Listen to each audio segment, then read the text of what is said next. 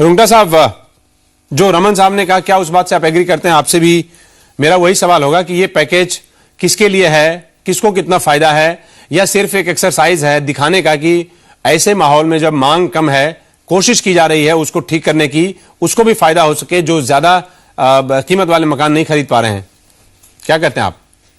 जो पहला सवाल आपने किया पवन जी की ये लॉन्ग टर्म है क्या, तो लॉन्ग टर्म तो क्लियरली नहीं है, लिमिटेड पीरियड है 30 जून 2009 तक का जी। और हमको ये ध्यान रखना है कि जहां तक नए स्टॉक का सवाल है, यानी कि जो नए घर बिल्डर्स बिल्ड कर रहे हैं, वो अगर हम टायर 1 सिटीज देखें, बंबई, दिल्ली, बैंगलोर में, तो आउटलाइंग सबर्ब्स के अलावा इस रेट में 25 लाख रुपए तक की अमाउंट के लोन, अगर 25 लाख का घर होगा तो करीबन 20 लाख का लोन होगा जी। तो वैसे घर मिलते ही नए घर कम है मार्केट में, तो बाय इटसेल्फ उसके वजह से इस पैकेज का इफेक्ट लिमिटेड हो जाता है उन मार्केट। ये जरूर है कि छोटे शहरों में उसका थोड़ा इम्पैक्ट होगा, पहली बात। तो 30 जून तक बहुत ज्यादा स्टॉक नया आना थोड़ा मुश्किल है, तो टू दैट मच एक्सटेंट कितना स्टिमुलस दे पाएगा ये कह पाना मुश्किल है।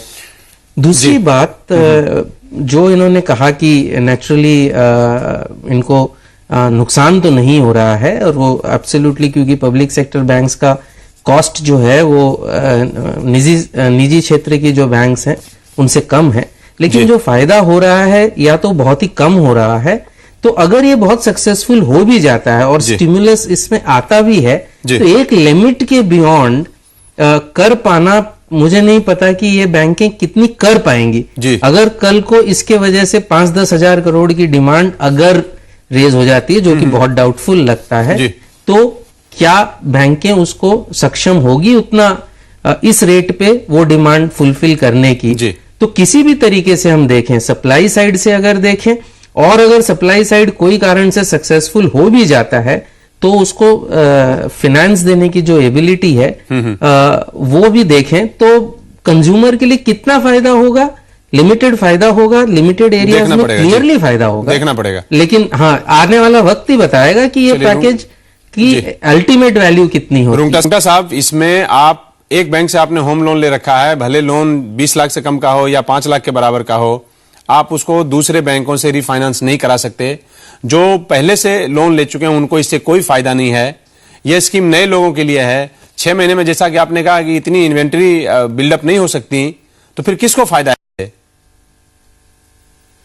नहीं, ऐसा नहीं कह सकते कि इससे बिल्कुल फायदा नहीं है। मतलब जो इंटरेस्ट रेट्स है वो वाकई अट्रैक्टिव है जी। इसका सिर्फ यही देखना है कि अगर आज हम प्राइवेट सेक्टर की रेट्स देखें और ये रेट्स देखें, तो उसमें जमीन आसमान का अंतर है, और 1-1.25% भी बैंकिंग सेक्टर के लिए बहुत बड़ी अमाउंट होती है जी। तो ऐसा कहना कि इससे बिल्कुल फायदा नहीं है, मेरे ख्याल से सही नहीं होगा। फायदा इसमें, जैसे मैंने कहा, एक तो साइकोलॉजिकल फायदा है। अभी हमने आपके बिल्डर्स से बातचीत भी देखी कि सारा ध्यान जो है अब एक अफोर्डेबल हाउसिंग की तरफ जा रहा है। और दूसरा, अगर हम एक ये मानसिकता निकाल दें, बंबई, दिल्ली, बेंगलोर भारत है, अगर इस मानसिकता को हम निकाल दें, तो 20 लाख रुपया कोई छोटी रकम नहीं होती। और बंबई, दिल्ली, बेंगलोर में भी जो आउटलाइंग सबर्ब्स हैं, जो दूर दराज है, नेचुरली जो दूर दराज हैं, वहां पर हमें थोड़ी इससे जो है स्टिमुलस मिलेगा जी। तो ये कहना कि इससे बिल्कुल स्टिमुलस नहीं मिलेगा तो सही नहीं होगा। क्लियरली इससे कुछ ना कुछ स्टिमुलस जरूर मिलेगा। पर्याप्त मिलेगा कि नहीं, ये सवाल जरूर है इसमें। रुंगटा साहब, जो पहले से, अब आप ही से शुरुआत करते हैं, जो पहले से होम लोन ले चुके हैं, जो हाई इंटरेस्ट रेट पे कर रहे हैं, वो क्या इस पैकेज के बाद ठगा हुआ महसूस नहीं करेंगे? हाँ, ये बात आपकी सही है। पैकेज के वजह से महसूस करें या दूसरी वजह से, लेकिन इंडियन बैंकिंग में ये रेगुलेशन का अभाव कहिए या और कुछ कहिए, या कंज्यूमर के अवेयरनेस का अभाव कहिए, ये एक ट्रैक रिकॉर्ड रहा है कि ब्याज बढ़ते समय जी तुरंत बढ़ जाते हैं जी, लेकिन जब घटते हैं तो उसमें काफी आनाकानी होती है एग्जिस्टिंग कस्टमर को भाव कम होने की जी जी। तो इसके लिए कंज्यूमर को सजग रहना ही जरूरी है।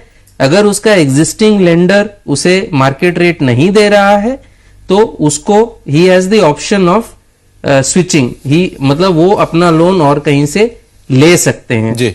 और उससे नेचुरली उनको ये रेट तो नहीं मिलेगी, 9.25 की तो रेट नहीं मिलेगी जी। लेकिन आज भी कई कंज्यूमर्स ऐसे हैं जो आज भी 12% और 13% पर ब्याज चुका रहे हैं। कोई रीजन नहीं है, अगर उनका ट्रैक रिकॉर्ड अच्छा है, उन्होंने एकदम समय पर भुगतान किया है, तो आज कोई रीजन नहीं है कि उनको जो मार्केट रेट है इवन प्राइवेट सेक्टर बैंक्स में जो 11.5 के आसपास है वो नहीं मिले, इसका कोई रीजन नहीं है।